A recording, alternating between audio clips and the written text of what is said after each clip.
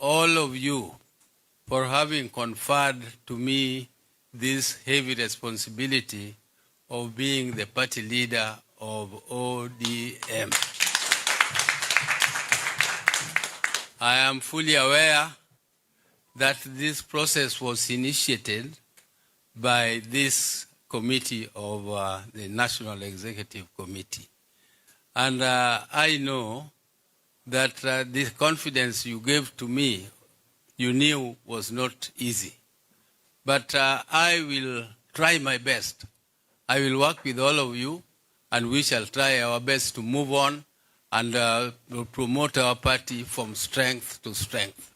Our party must keep on growing from strength to strength, and we are not going to go back. I also want to take this opportunity to thank all of you for having done this immediately after the loss of our great party leader, Honorable Raila Amolo Odinga.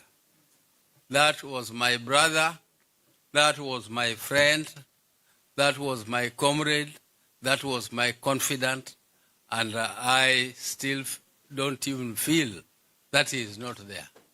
I feel so hurt, but all the same, we have to continue, life must continue, and in his honor, I will do my best until I go to the grave. I would also like to mention that when our departed leader left us, he left us in somewhere. He did not leave us in the air. He left us on some ground. And this ground where he left us was called broad-based government. And in this broad-based government, we have our partners who are older.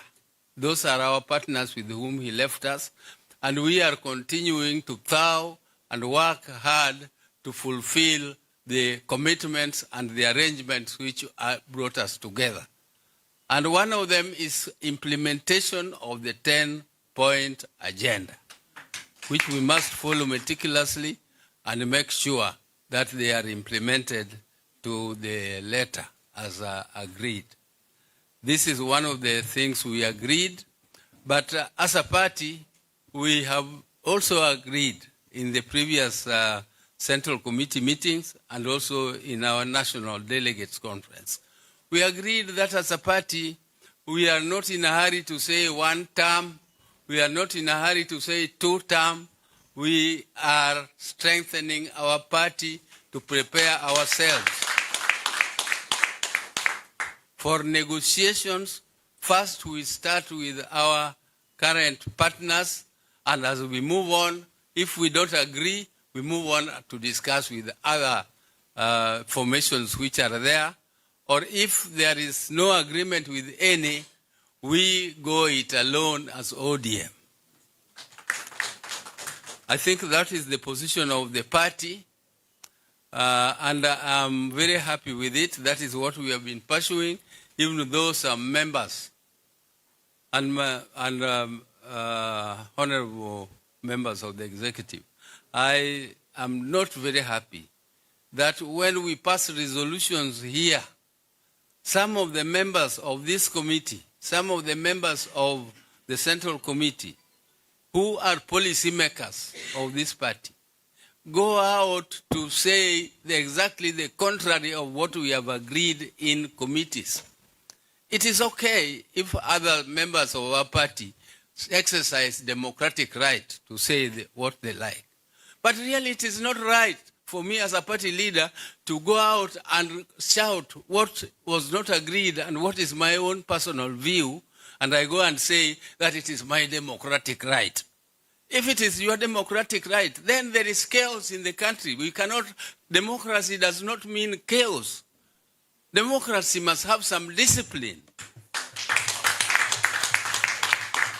This party is a party like a club. When you join a club, you have to obey the rules of that club. You cannot disobey the rules of the club and you continue to pride yourself that I am the party leader of ODM and yet I contradict everything that ODM is saying officially. If you have anything that you agree with or you disagree with, this is a forum for you as a NEC. Raise those issues here. Let members decide. But once the members have decided, if you are in minority, the minority will have their right to say and the majority will have their way. That is the principle of democracy. The minority have a right to say and the majority have their way. That is why you do elections. If you are in minority, you follow what the majority have decided. That is the cardinal principle of democracy, which I want our party to adhere to. And I'm very disappointed sometimes. We just come here, we agree, and then when we go out, we say something else. I hope some of these issues will be discussed, and I hope that our party will continue to be strong. And I also want to condemn a trend which I have noticed recently. That is the interference of other parties in our party affairs. This thing called Azimio. We are the Azimio. The majority, the strongest party in Azimio was ourselves as ODM. There is nobody who can make a decision in Azimio without concurrence of ODM. And you cannot purport to appoint a new leader of Azimio, excluding and bypassing this party called ODM.